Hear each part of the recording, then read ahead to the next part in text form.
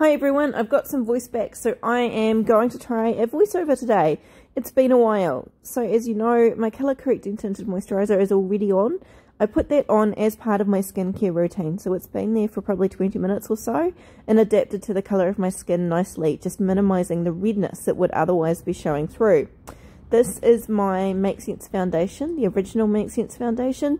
I use it in the colour cream beige. As I've said previously, if you use a stippling motion, you're going to get a slightly heavier coverage than you will if you're just moving the product around. So you'll see that I do this along the jawline, along the lower half of my forehead. I basically do it anywhere that I'm not going to cover with a contour or a blush colour. I then switch to using just a tiny little bit of the deep CCTM and a densely packed angled brush. And I go in on my forehead and then in the line just under my cheekbone. And again, I'm stippling it on. In this instance, it's as much because I want to build that colour under my cheekbone up quite slowly to get it to where I want. I like my contour to be there, and you know it's there in that I don't have a one-dimensional face, but I don't like it to be hugely obvious. This is the limited edition Rosa Shadowsense. It's one of my favourite colours to use as a blush. Now, how you apply your makeup is completely up to you, and that's one of the lessons that I've learned over the last couple of years. You will be given advice, as you will with so many things, but then you really do need to customise it for yourself. So as you'll notice with both the blush and soon with my Pearliser, my highlighter, I apply it along my cheeks and then I blend it down into the colour below. Use Shadowsense also under my eye first if I need it with the candlelight to conceal. Quite some time ago now, I'm falling behind. And then the Sandstone Pearl, Whisper Pink or Snow to brighten. See, there's that motion across and then down to blend. No one told me to do that. That's not something that I've been taught. I just find it works for me. You might find that something else works better for you, but that's the beauty of makeup. Experiment. Find what works for you. Make it your own. This is my way. You can use it. Try it. Do whatever you want and find yours. I used Snow as my inner eye highlight today.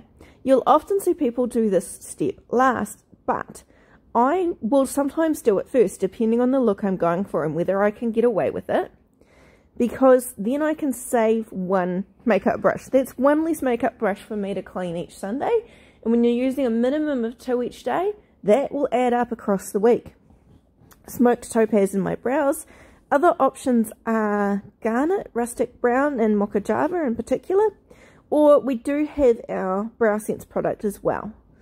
So today my base colour is amethyst, and you'll know I normally use more of a neutral one, but I really wanted to create a much more simple, much quicker eyeshadow look, because I know that a lot of the ones that I do can be quite time consuming.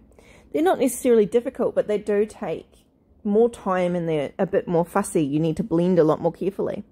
So this time I used amethyst all over the eye. And then I went in and I deepened it over the crease, and I wanted to do that to create a bit of depth, because I knew that the next colour I was going to go in with and across the entire lid, just like the amethyst, would be one colour. And I just like to use that crease there just to create a bit more depth and interest, especially given that I have the hooded eyes. Otherwise you really can't see that much of my makeup when my eyes are open. So this is Lavender Shimmer, and it's quite a sheer colour. So I go straight in with the wand and then blend it out across the lid. If it was a colour that was quite dark or a thicker consistency, I wouldn't go straight in with the applicator. But this one, no problems at all. And as a general rule, a lot of the shimmers I do feel you can get away with doing it like this.